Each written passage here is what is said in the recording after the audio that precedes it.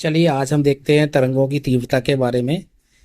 माध्यम के एकांक क्षेत्रफल से एकांक समय में तरंग संचरण की दिशा के अभिलंबत गुजरने वाली ऊर्जा। देखो ध्यान से, माध्यम के एकांक क्षेत्रफल से एकांक समय में तरंग संचरण की दिशा के अभिलंबत गुजरने वाली ऊर्जा को तरंगों की तीव्रता कहते हैं। यानी कि प्रोपगेशन ये है, अगर तरंग चल रही है इस तरह से तो इसका अभिलंबत ये, और क्या, एकांक एरिया, एरिया कितना हो, यूनिट एरिया है ना, यूनिट एरिया हो, ठीक है। और एकांक समय में, यूनिट टाइम में जो गुजरने वाली जो एनर्जी होती है उसको हम क्या कहते हैं, तरंगों की तीव्रता कहते हैं। ठीक, फार्मूला याद कर लो इसका, I equals to Q upon A T.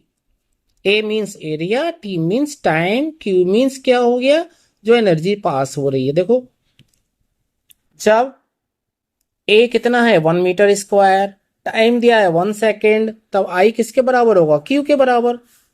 इसका मात्रक क्या होता है, यूनिट वाट पर मीटर स्क्वायर, वाट पर मीटर स्क्वायर। ये तरंग की क्या है बेटा, तीव्रता, यानी कि इंटेंसिटी ऑफ वेव्स। और इसके सूत्र क्या आते हैं, और देखो, आई बराबर 2 pi square N square A square rho B, यानी कि I equals to 2 pi square N square A square rho B. यानी कि इससे पता भी चल रहा है कि आई प्रोपोर्शनल टू क्या है, ए स्क्वायर के। आई प्रोपोर्शनल टू क्या, ओमेगा स्क्वायर या एन स्क्वायर के। आई प्रोपोर्शनल क्या, वी के, वी मीन्स वेलोसिटी, ठीक है, या डेंसिटी है। ये इसको आप इस तरह से भी लिख सकते हो, 1/2 omega square A square rho V, या I equals to 1/2 omega square A square rho B. इस तरह से हमने लिख दिया, राइट। अब देखो ध्यान से, ये फार्मूला है, बहुत इंपॉर्टेंट चीजें हैं सारी, एक एक नंबर में बहुत आराम से आती है। अगर आपको लर्न है तो आप फटाक से आंसर लिख देंगे। I proportional to A square, A means क्या होता है, आयाम, amplitude, rho means density, V माने वेग। इसका आई बराबर पी मैक्सिमम का स्क्वायर अपॉन 2 रो वी, ये फार्मूला भी होता है। I equals to P maximum का whole square upon 2 rho V, right. और पी मैक्सिमम क्या है, अधिकतम दाब का परिवर्तन। क्या है पी मैक्सिमम, दाब का परिवर्तन। तो ये क्या हो गया, आई प्रोपोर्शनल टू माना आयाम के वर्ग के पर निर्भर करती है, दाब घनत्व पर, वेग पर, या इस तरह से लिखो कि पी मैक्सिमम स्क्वायर अपॉन 2 रो बी। ओके, चलिए अगला चलते हैं हम लोग, ध्वनि तरंगों की तीव्रता। चलिए, आई प्रोपोर्शनल टू 1/d²। डी क्या चीज है भाई, ध्वनि स्रोत व प्रेक्षण बिंदु के मध्य की दूरी। यानी कि भाई अगर कोई स्पीकर चल रहा है, ऐसे करके स्पीकर है, या यहाँ से कोई म्यूजिक चल रहा है, ये सोर्स हो गया, यहाँ पर आप खड़े हुए हो, ऑब्जर्वर, आप सुन रहे हो, या लिसनर है आप, तो सुन रहे हो, तो इनके बीच की जो डिस्टेंस है ना, वो कहलाएगी डी। और I equals to P upon 4 pi d², P upon 4 pi d², आ गया नहीं आ गया। और एल लंबाई के रेखीय स्रोत के लिए क्या आता है भाई, आई बराबर P upon 2 pi r l।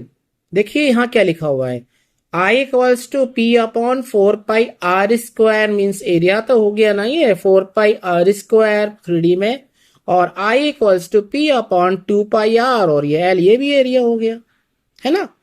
तो अब देखना, I equals to P upon 2 pi r l, एक आ गया रेखीय स्रोत के लिए, और ये आ गया सिंपल नॉर्मल स्रोत जो है पी अपॉन 4 पाई d²। चलिए अब चलते हैं अपन लोग ऊर्जा घनत्व। ऊर्जा घनत्व को अंग्रेजी में क्या बोलते हैं हम लोग, एनर्जी डेंसिटी। माध्यम के प्रति एकांक आयतन से संबद्ध ऊर्जा या तीव्रता को हम क्या कहते हैं, ऊर्जा घनत्व। वेरी गुड, यानी कि वॉल्यूम से डिवाइड कर देना, U equals to I upon V, और U equals to 2 pi square N square A square to rho, right. अब आए यहाँ पर आप लोग, क्या लिखा हुआ है, सरल आवर्त प्रागामी तरंग की समीकरण क्या होती है। सरल, पहली बात तो इस तरह से मूव कर रही है, प्रगामी मीन्स चल रही है ये, है ना, ऐसे आगे बढ़ रही है ये। देखो, इन तरंगों में विक्षोभ यानी कि डिस्टरबेंस, विस्थापन तथा समय दोनों का आवर्ती फलन होता है। मीन्स मैंने बोला ना, ऐसे करके बार बार रिपीट कर रहे हैं हर टाइम बाद अपने इमोशन को।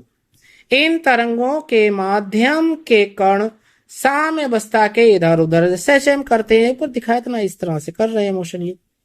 इन तरंगों को साइन या कॉस के फलन के रूप में शो कर सकते हैं, साइन या कॉस के फंक्शन के रूप में हम दर्शा सकते हैं। आइए चलिए देखते हैं क्या लिखा हुआ है, ये इंपॉर्टेंट है सारा।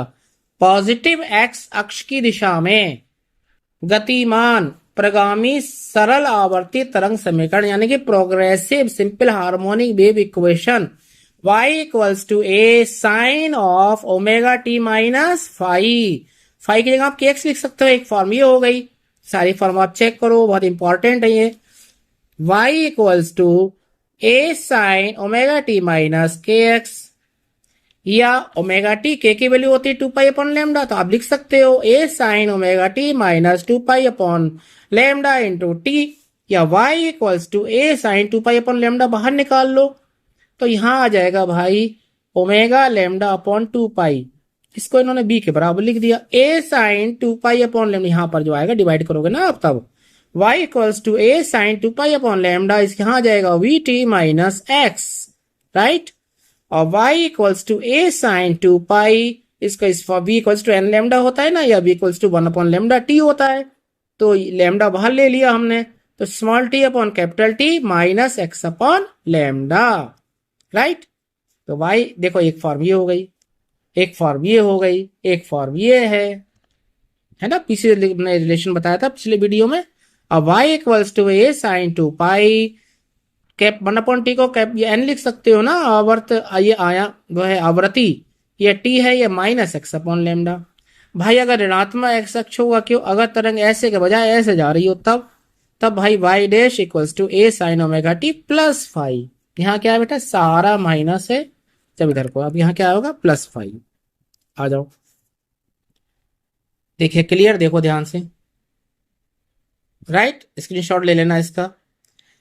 एक्स अक्ष की दिशा में गतिमान प्रगामी सरल आवर्ती तरंग का सामान्य समीकरण जनरल इक्वेशन प्रगामी प्रोग्रेसिव सिंपल हार्मोनिक मोशन, देखो क्या होता है, y equals to A sine omega T minus five plus sine omega T plus five, या y बराबर A sine omega T plus minus K X plus five, ये equation relation होता है। देखो y equals to A sine omega T plus minus K X plus five 0, ये होता है equation, clear. तरंग गति का अवकल समीकरण क्या होता है, डेल स्क्वायर y, ये डेल स्क्वायर बोलते हैं 3D में, या डेल्टा ऐसे करके बोलेंगे 1D में, तो del square y equals to 1 upon V square delta square y upon delta T square, ये 3 डायमेंशनल में हो गया। देखो ध्यान से, delta square y equals to 1 upon V square del square y upon del square T. आप देखो 1 dimension में del square y upon del X square equals to 1 upon V square del square y upon del T square. Simple सी बात है, x y का double differential x में और y का double differential है टाइम में, और 1 अपॉन वी स्क्वायर ऐसे कॉफिशिएंट इसका। ये देखो ध्यान से, तरंग गति का अवकल समीकरण बहुत इंपॉर्टेंट है, सारे बहुत इंपॉर्टेंट, एकदम 1 नंबर मिलेगा आपको तुरंत, और टाइम भी बचेगा। अब आओ, ये है तरंगों के अध्यारोपण का सिद्धांत। ये क्या होता है, देखो, जब 2 या 2 से अधिक तरंगें माध्यम में संचारित होती हैं या अध्यारोपित होती हैं, क्या लिखा हुआ है, माध्यम में संचारित होती हुई अध्यारोपित होती हैं, तब माध्यम के किसी बिंदु पर कण के परिणामी विस्थापन अलग अलग तरंगों के कारण उत्पन्न विस्थापनों के सदिश योग के बराबर होते हैं। कहने का मतलब ये है, सरल भाषा में समझो, मान लीजिए कि ये रहा, एक तरंग ये जा रही है, एक तरंग ये जा रही है, दोनों आपस में क्या हो रही है, कहीं सुपर इम्पोज हो रही है, तो y1 इसका विस्थापन है, y2 इसका विस्थापन है, तो y1 y2 का परिणामी विस्थापन होगा y बराबर y1 प्लस y2। अगर 2 से ज्यादा तरंगें हैं तो कहां तक होगा, डैश डैश डैश yn।